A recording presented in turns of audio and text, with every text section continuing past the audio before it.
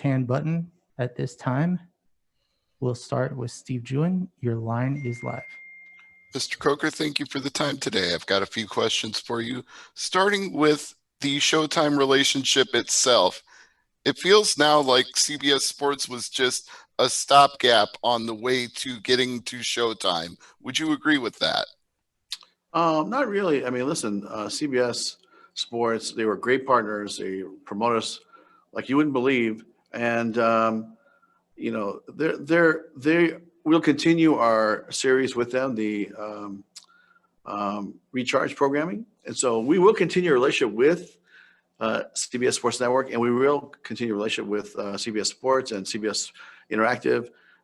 This is a company-wide initiative. Showtime will carry all the live events, but you know, who knows where the undercards and things like that might end up. Fair enough. And with this new Showtime deal, it reminds me of how when I was covering Strikeforce events back in the day, we saw the rise to prominence of people like Chris Cyborg and Ronda Rousey, Daniel Cormier, Luke Rockhold, the list goes on and on. Do you feel like this is the start of a current era of that with Showtime and Bellator?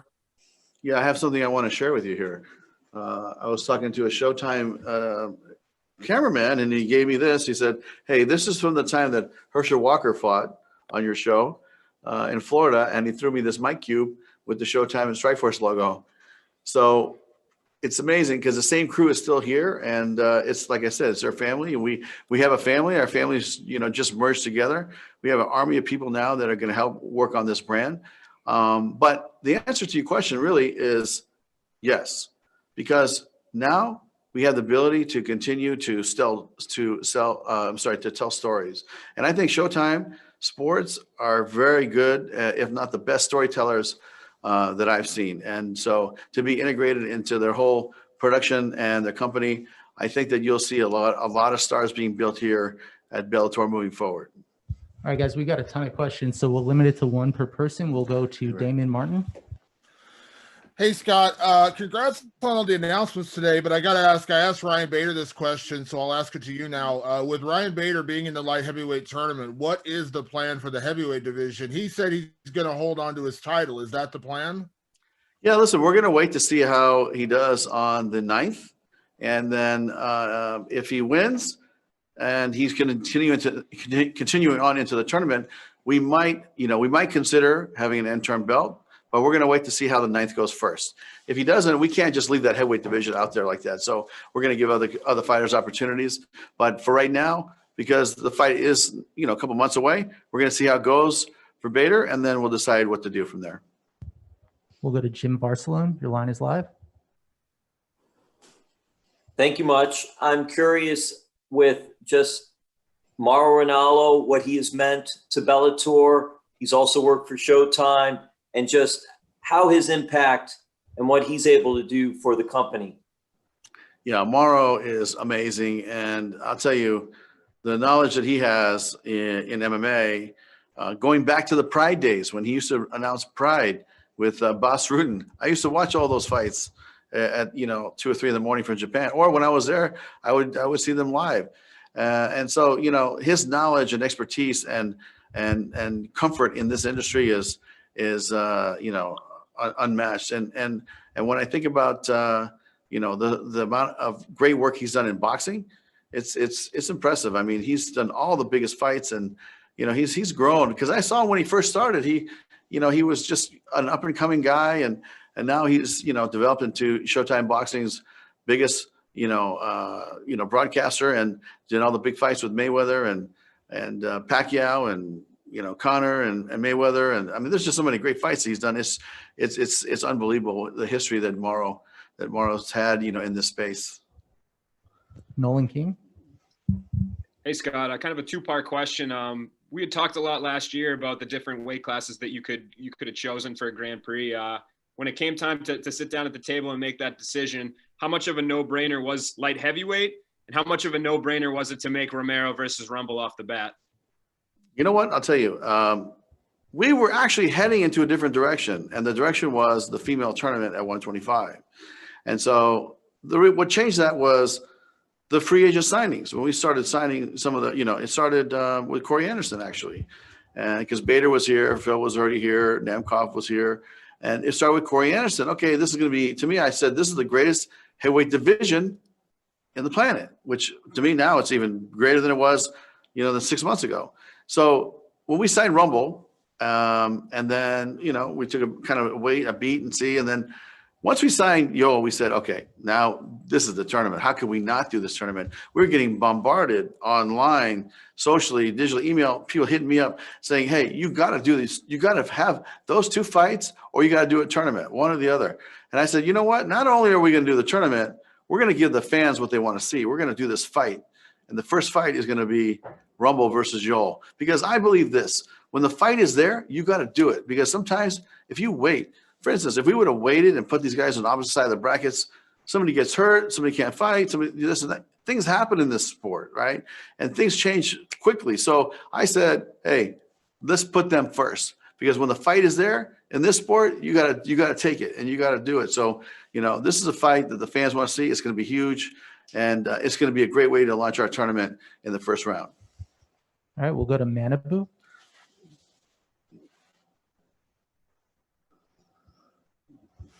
All right, we'll move along to Donna Corby. Hey. Okay, can you hear me?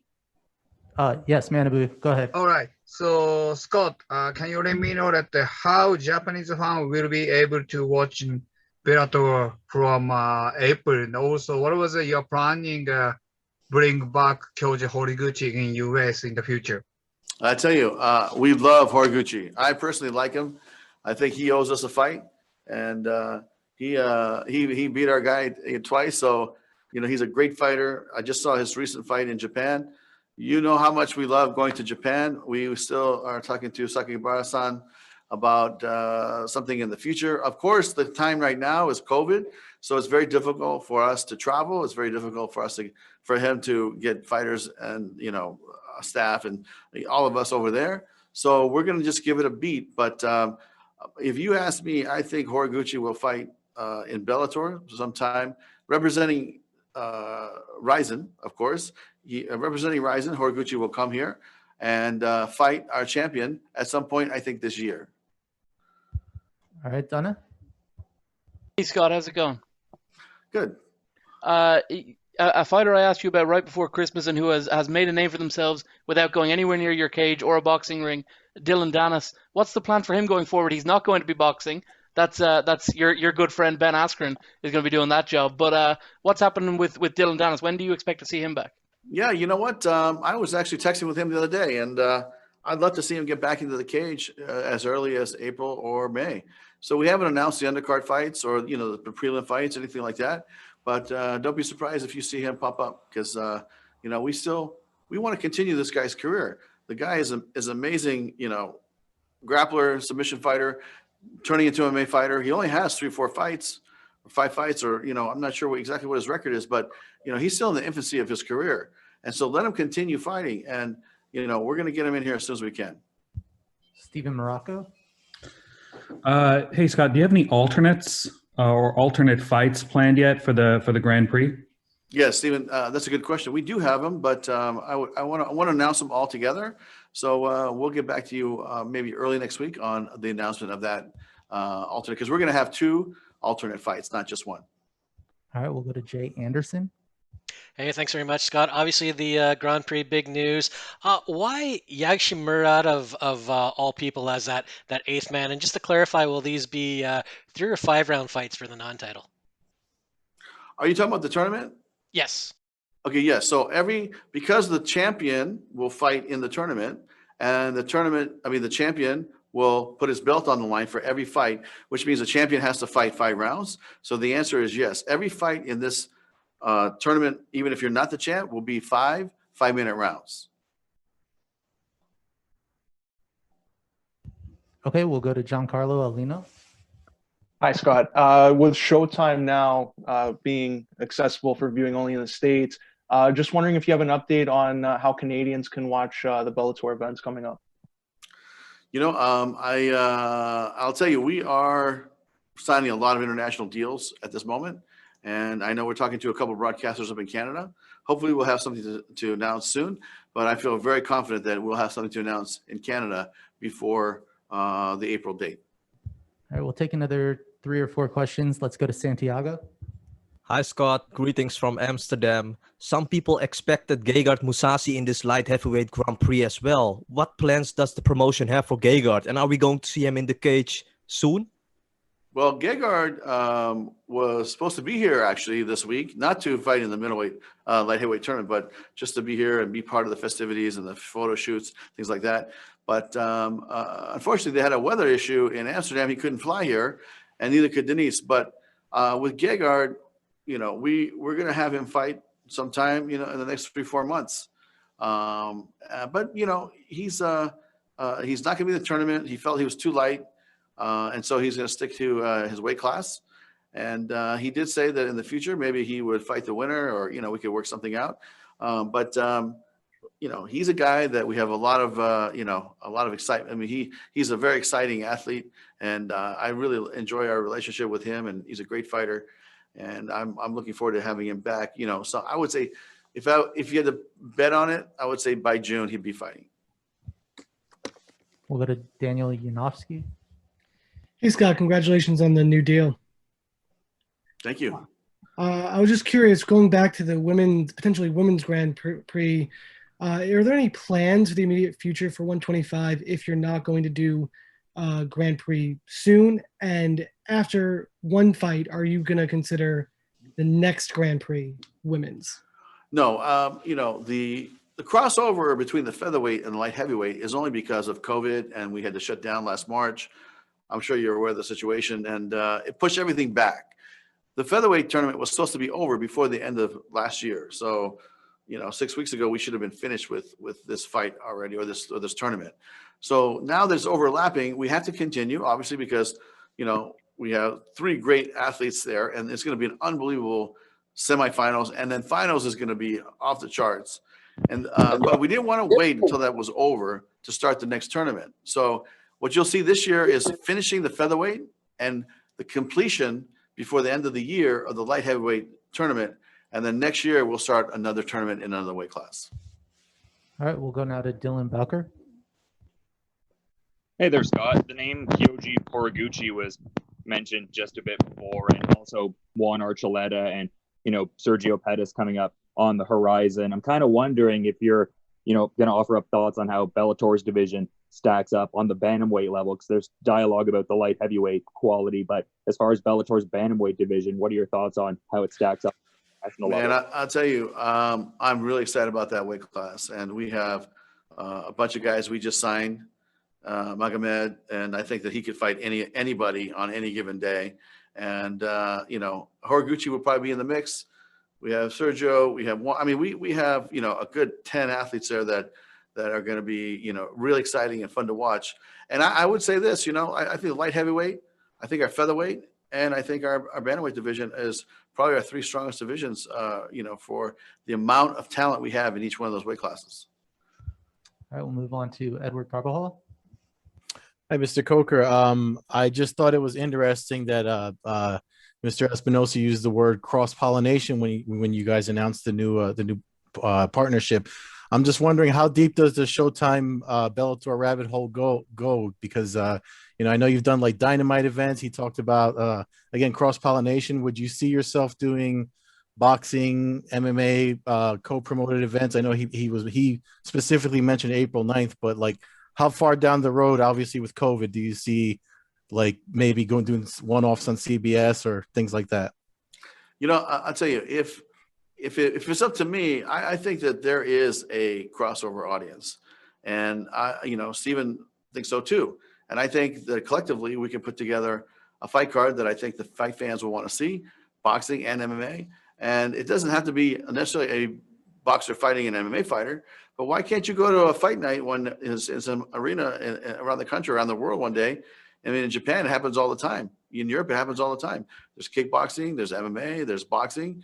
And, you know, to me, it's like, why can't it all be together? I mean, last year, or actually in 2019, I went to Horiguchi's fight against Darren Caldwell. And the main event was Floyd Mayweather fighting Tension, a kickboxer. And so to me, it's, you know, they and the fans loved it. The martial arts fans loved it there. So to me, if we can get you know, real boxing fights and real MMA fights and cross-pollinate them, I think that'd be a great day, because I think that there's definitely a crossover audience. Abdul Patel. Hi, Scott. Congratulations on the Showtime partnership. I wanted to ask you in regards to the cryptocurrency situation. The market's quite high at the moment, and as we previously know, Rory McDonald got paid by a sponsor for cryptocurrency. And we're starting to see athletes now, like in the NFL with Russell Okung, the Carolina Panthers, be paid by Bitcoin as well as other soccer players. Is that something you would be interested in, athletes taking the lead on that? Yeah, I mean, listen, cryptocurrency is, you know, extremely hot right now. It was hot 3 years ago. And then it kind of had this wave, and really that's something that, you know, that's really something that I feel like we can have a conversation offline, because right now we're talking about the fights, the fighters, Showtime. To me, this is the conversation of today. All right, let's move on to Kevin Varghese. Hey, Scott. Congrats on the new signing with Showtime. Obviously, you know, staying quiet in 2021 on January, not making any announcements. Then you come out with this huge announcement with the light heavyweight Grand Prix. Obviously, one of the main highlights is Yoel Romero. You're one of your new signings. What is the plans for Yoel Romero? Is it a permanent stay at 205, or are you going to entertain a possibility, if all goes well for Romero winning the title, to go down to 185 and challenge Mousasi? Yes, I mean, those conversations have already happened. And what I would love to do is, if Yoel fights all the way through and wins the tournament, then he could move down to 85 and fight Gegard. If Yoel loses in the tournament somewhere, he can still move down to 85 and fight Gegard Mousasi. So to me, he could either a year from now, or anywhere from 4, 5, 6 months from now, he could move down and fight Gegard. He said he'd be willing to move down to 85 and fight at 205. He's not afraid of either one. Steve Juen. Yeah, Scott, I just wanted to circle briefly back to Davletshan Youngmurad. Hope I said his name right. Where did you find this guy anyway? You know what? He's a guy that my guys have been scouting, Rich and Mike, and they've been scouting this guy for a while, and followed his career and said, this guy is a stud, and he's going to be deserving of having a spot in this tournament. So, you know, I personally haven't seen him fight myself, but, you know, when my guys say that he's of that caliber, then, you know, I trust them, and I feel really good about putting him in the tournament. And it's always the unknown, like when you have a fight and you know, Ryan knows everybody in this tournament, but he probably doesn't know him. And that's where it gets a little tricky. If he eventually has to fight him, or Corey Anderson probably hasn't seen him fight much, and that's where things can go a little wrong. And you know, to me, let's get him here. Let's get him fighting. Take a look at him, see how he does. And I wish all 8 guys good luck. This is going to be a fantastic tournament. And like I said, they all get paid their full purses. At the end of the rainbow, there's another $1 million waiting for you, and we're happy to give it to you. All right, we'll take our final question here from Max Morales. Hi, I'm Max Morales from MMA Pit, and I want to ask you, for those last events we could see in Mexico and Latin America, the transmission on YouTube, are there any changes in this with this new deal with Showtime? Is still the region, Latin America, still in mind for Bellator in 2021? Yes, that's a very good question. So right now, between now and April, I think you'll see us closing a lot of international deals, including Latin America. And I think that those will happen over the next 2 months. So right now, we want to announce this announcement with Showtime. And this week, we have some European announcements we're going to make. And then we're going to have some Asian announcements we're going to make. And then, you know, Latin America, we feel very confident we're going to have a deal there before the first fight on April 2nd. All right. Thank you very much, Scott. Thank you. We'll be joined here shortly by Phil Davis.